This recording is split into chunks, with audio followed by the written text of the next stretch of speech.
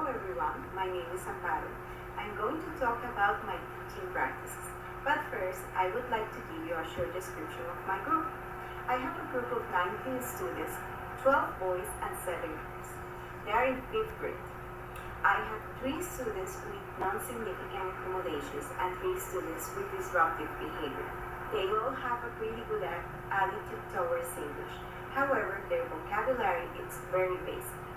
It is not allowed to use a textbook, so I create all the activities. I use some handouts to work in class.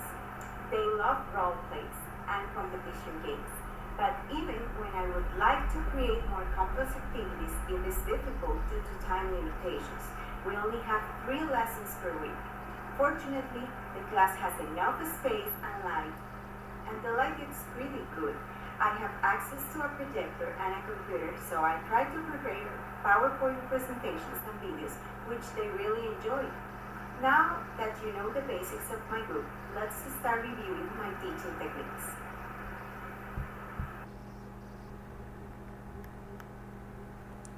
How I correct my students' mistakes. It will depend on which areas I am trying to teach them. For example, if I am focused on fluency, I will be more careful because I wouldn't like to interrupt them. But if I am teaching something in which the focus is accuracy, maybe there I will try to interrupt and to correct the students immediately. I will use something like a facial expression or maybe a gesture, or I would change my body language so that they can perceive that something is not right. Also, by changing the intonation of the words, that might indicate the students that they need to rephrase what they were trying to say. I think we need to consider that when students want to express themselves, if we tend to interrupt them all the time, they might get frustrated and avoid speaking in class in the future. So I think it's really important for the teacher to know when it is appropriate to correct a mistake and how frequently to do it. Because if you are being an obstacle for the communication, it is better to take notes of the mistakes and then provide the feedback. Feedback also needs to have positive sentences. We need to tell the students how much they have improved and also focus on the content and not only the language, so that the students can see that we are actually paying attention to what they have to say. In order to motivate my students, I think it's really important to create that sense of engagement in them. That's why it is so important to have rapport with my students, to have that relationship in which they feel committed to actually achieve their goals. It's also really important to always have a professional attitude and to keep checking ourselves to see what we can do better. If there is something that needs to be changed, maybe the activities that we prepare, so that the students can actually feel that they are learning and that what they are learning it's really serious for us. Besides that, I try to give them some agency of what they are doing so that they can feel in control of their own learning process. Since my group is 5th grade and most of them are between 10 and 13 years old, I need to keep changing the activities frequently. I need to consider the things that they like and don't like and combine learning with the games they play so that the classes can be more interactive and they will feel more inspired to learn the language. Regarding the approach, my classes are more student-oriented, in which they are allowed to make their own choices and they are encouraged to speak and to express their ideas. And that's why I try to use open ended questioning techniques so that they can be creative and they can talk about their own problems and situations in their lives. I try to encourage my students to work in groups and create their own projects so that they can be an active part of their learning process.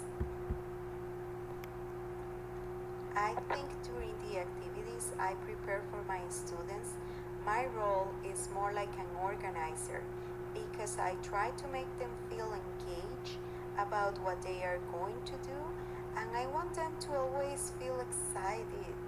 And also, I try to give them clear instructions on what they will have to do, and I provide feedback to them. Depending on the activity, my role might change, but I am always a facilitator, always trying to make their learning successful. Sometimes my role will be more related to knowledge transfer, depending on the activity, and others I will be more like a cheerleader, supporting them. And most of the time, I am a resource in case they have questions. So I play many roles in my class. Where do kids sit in the class? It will depend on the type of activity that we are planning to do. I think it's important to use different ways of grouping the kids. Sometimes it is better to work alone because maybe they are writing a composition or something, but I also believe that it is really important to work in groups and that it makes them feel a part of something bigger and they are able to cooperate with the rest. So I think it will depend on the type of situation and on the type of activity. Pair work it's also really helpful, especially when you have someone that is really strong in a specific area and can help other kid that is maybe not so strong. Even when group work can be noisy, it's really good to change the way we work to make classes more attractive and more interactive.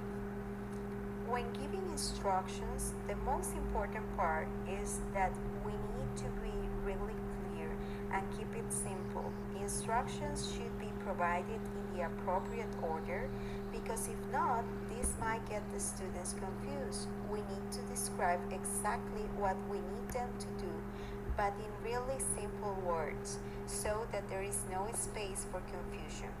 It is always better to actually demonstrate what we want them to do because that way we can be sure that they have a clear idea of what's expected in the different stages of the activity. And in the case of written practices, always try to provide an example by having the first question already answered. In order to check meaning, I always like to ask my students questions about the topic that we have reviewed to see if they are able to answer those questions. For example, if we are talking about food, I would like to ask them to provide me with more examples of the type of food that they like so that they can express themselves and I can check if they have the expected knowledge. To prevent discipline problems, I think it's really important to have a contract with the students, with the rules of the class. Since I work in a public school in which students have many different religions, I prefer to give a quick reading to the conduct contract instead of starting the lesson with a prayer. We review the contract in which we included things like raise your hand if you want to talk, pay attention to the teacher, respect your peers. And something that is helpful is to have the whole class prepared and full of activities and funny stuff so that there is no time for students to start having these problems because they are too busy with what they are doing that it is less likely to have discipline problems because they are enjoying the moment. We also need to remember to be consistent with our actions. If you tell the students you will do something, do it. so that they will get that image of determination from you. When there is a discipline problem, I always try to stay calm, but I immediately tell the students that it is wrong and that is not the appropriate behavior in class. Something that is really important for me is to separate the students who tend to make troubles so that they will not have a chance to talk, and if it is possible, I try to talk to the students in private to see if there is something wrong going on in their lives. So maybe that is causing that disruptive behavior, and we can actually address the root cause. From my perspective, when you give feedback, you encourage students, so you need to change the tone of voice and your body language and facial expressions so that the student can see that you like something that they have say or that they have done. I try to say things like, yeah, great job. Or you can also ask more questions so that you will encourage students to talk more. It's really good to acknowledge what the students say and do it because they will feel good when you tell them they are doing things correctly. But if the feedback is not that positive, it is better to do it in private. In my case, I try to use formative assessment because I think when you test the students, you are also testing yourself and the techniques you have implemented. It is also a way to find out if what you're doing is actually working and even if you should change the activities that you have been doing. It is really helpful when you are planning for future lessons. In my case, I prefer to focus on formative assessment because it can provide me with feedback on the progress of the lessons, and maybe I will have the chance to change something and to do it more interactive and more attractive for my students.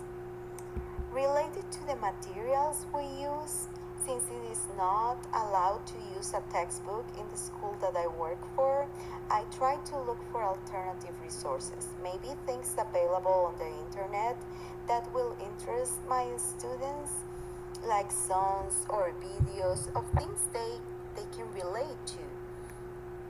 We do have access to a computer and a projector, and they really love when I bring them to class. I try not to ask for things that I consider expensive because I know some students will not have the possibility to bring them. So I try to use photocopies, PowerPoint presentations, and things they like so that I don't have to ask for too many resources from them. The kind of activities I use to enhance the students' development of the different skills, I will try to use games and things they play at home and relate those to the topics that we are reviewing in class. For example, if they like to play puzzles, I will try to make puzzles with words and pictures of the vocabulary we will cover. It is also really helpful for me to use music. I try to look for songs that they can listen in the radio and also recognize some words. If they feel familiar with the topic, they will get to know the words easily. Now,